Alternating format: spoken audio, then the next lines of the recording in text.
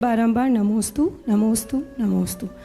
महाराज जी, मेरी जिज्ञासा ये है कि जैसा कि आजकल चलन है, बच्चे हायर स्टडीज़ के लिए बाहर जाते हैं। अब हमारे पास है तब तक तो उनमें संस्कार हैं, डेली मंदिर भी जा रहे हैं, गुरुओं के समागम में भी जा रहे हैं। अब जैसे मेरी ही गुड़िया बाहर पढ़ रही है, उसे जब से पता चला है कि आप यहाँ पधारे हैं, उसके एग्ज़ाम्स चल रहे हैं, वो तड़प रही है कि कब एग्ज़ाम ख़त्म हो, मैं कब यहाँ आऊँ।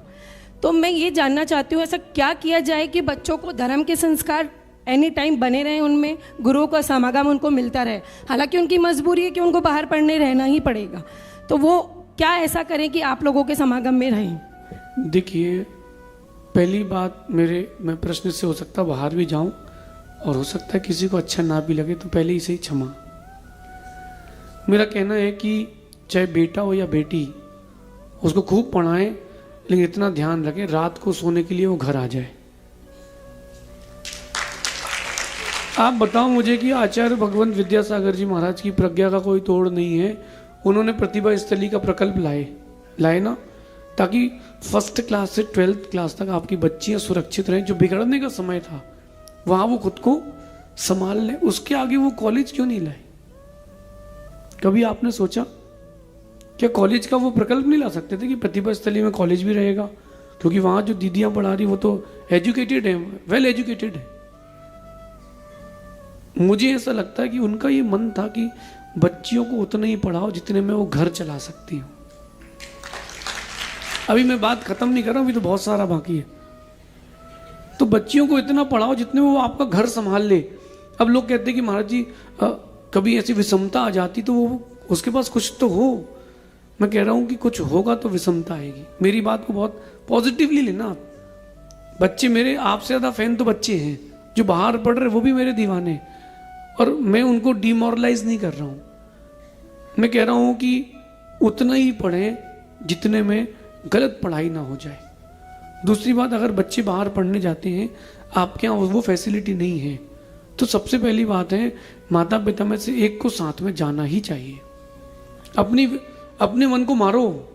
मैंने ऐसे भी माता पिता को देखा, कोटा में बच्चे के साथ रह रहे हैं, पिता ने कहा कि बिजनेस 1 साल बाद कर लूंगा, लेकिन बच्चे को पढ़ा के लाऊंगा।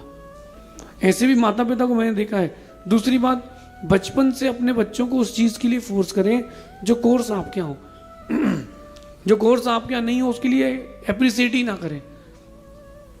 माँ बुरा नहीं मानना, बच्चे घर पे रह के बिगड़ रहे हैं, बाहर जाके बहुत कम बच्चे जो खुद को संभाल पाते हैं।